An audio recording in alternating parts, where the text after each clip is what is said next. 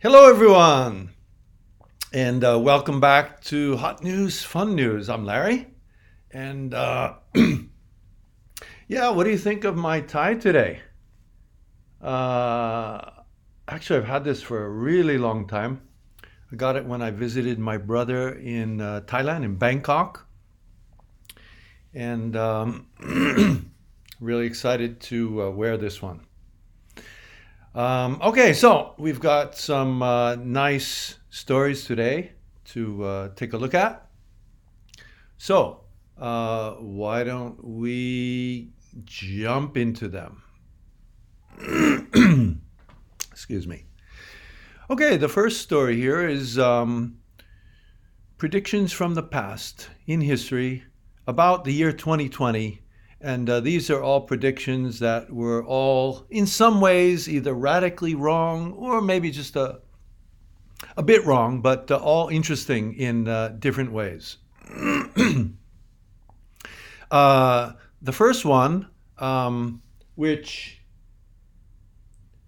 comes from a 1967 article in the Futurist, predicted that by the year 2020,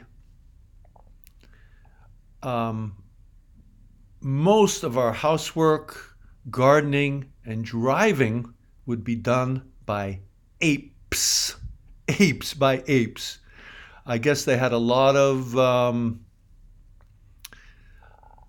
faith in the ability of science and perhaps animal training, and perhaps they were influenced by the Planet of the Apes movie, which had just come out at around that time. But boy, that certainly has not happened, has it? Yeah, of course, apes are smart animals, but yeah, just we're nowhere near that. I'm sure you'll agree, right? um, okay, another prediction for the future is that by the year 2020, all highways would be replaced by pneumatic tubes. That's basically a tube that is a vacuum tube. And this is not that impossible of an idea. I mean, actually, these tubes do exist now. They're just not financially viable. But I have seen videos on the internet where we'd have a mile long tube, they'd release a tennis ball, and within 1 second, that tennis ball uh, comes out at the other end, a mile. So imagine setting up that kind of tube system, let's say, to get you across the country from New York to California. I don't know how long it'd take, but it would be a lot faster than a jet. But like I said, financially, this is just not viable yet. But I think it's something that we could definitely look forward to in the future. Okay, here's another transportation related topic, prediction that by the year 2020 we would all be skedaddling around town in our own personal helicopters. And guess what? They would only cost $5,000 a piece. Man, I would love to have one of those, wouldn't you? Okay, here's another interesting one. Self-cleaning dinner tables. Yeah, kind of a nice idea. This one came from a 1951 Popular Mechanics article where they were predicting many things about the future. And the concept was you have dinner, you finish dinner, the table opens, the dishes go down, I guess, to a conveyor belt of sorts, and they're whisked right into the dishwasher. Well, I've never seen anything like that.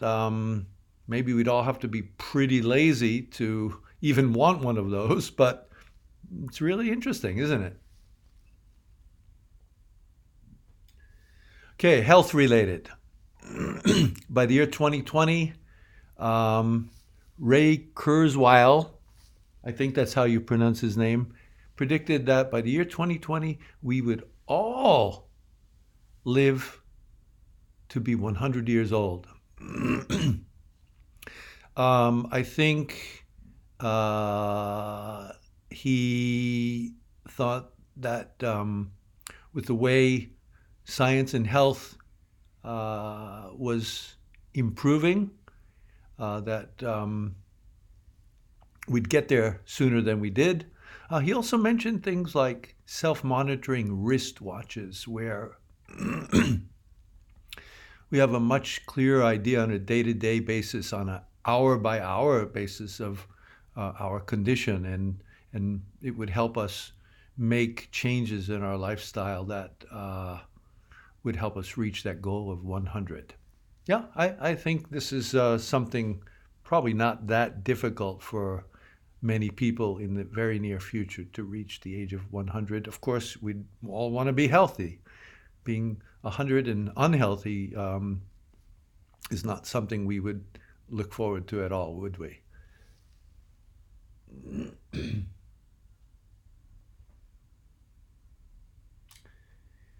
Okay, here's an interesting one. Homes would all homes would be able to fly, and the concept is not as weird as it might sound. It's it's more, the concept would be, okay, we're in the north, and winter is coming, and you know how cold winters in the north can be. Well, how about let's fly our house down to Florida or Arizona or San Diego, and just like birds migrate, we migrate down with our entire house or our entire town, spend the winter in a very warm region, and enjoy life that way. This was predicted in 1966. Obviously, this has not come true and is not, we're not close to such a situation, but I like the idea.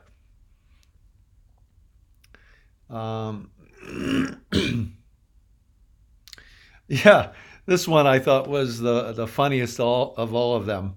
That by the year 2020, the alphabet would be reduced to 23 letters. The concept being, who needs C, X, and Q? Do we need C, X, and Q in our lives? Apparently not, but they're still hanging around. This bizarre prediction was made in the year 1900 by John E. Watkins of the Smithsonian Museum, believe it or not. And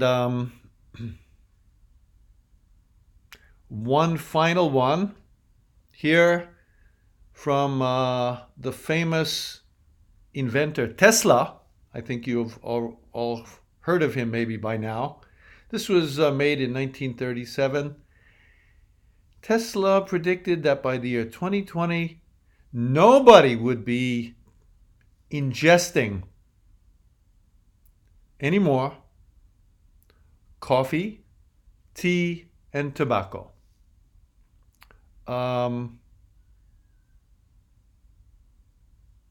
But except for maybe tobacco, which is in fewer and fewer people are using, obviously.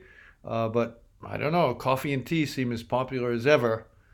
And interestingly, at that time, Tesla did not say anything about alcohol. So I thought that was really funny, really interesting. Okay, let's look at our second story. Things you can do, interesting things, wow things you can do with Coca-Cola. And it's an interesting list. You might be aware of some of them already. A lot of them are cleaning related, which kind of makes me hesitate about putting something that is so strong, apparently, into my own stomach. But let me share a few of these with you, and you can try them out if you want. So, okay, here's some things that you can apparently do with Coca-Cola. You can clean your toilet bowl. Why? It removes rust and dirt because it's slightly acidic. Um, you can clean your eyeglasses. Be sure to rinse them off, get the sticky residue off, but you can clean your eyeglasses and windows because of the citric acid content in cola. You can loosen rusty bolts. You can remove gum from your hair. You can remove paint. You can remove strong oil stains in the garage. You can remove glue.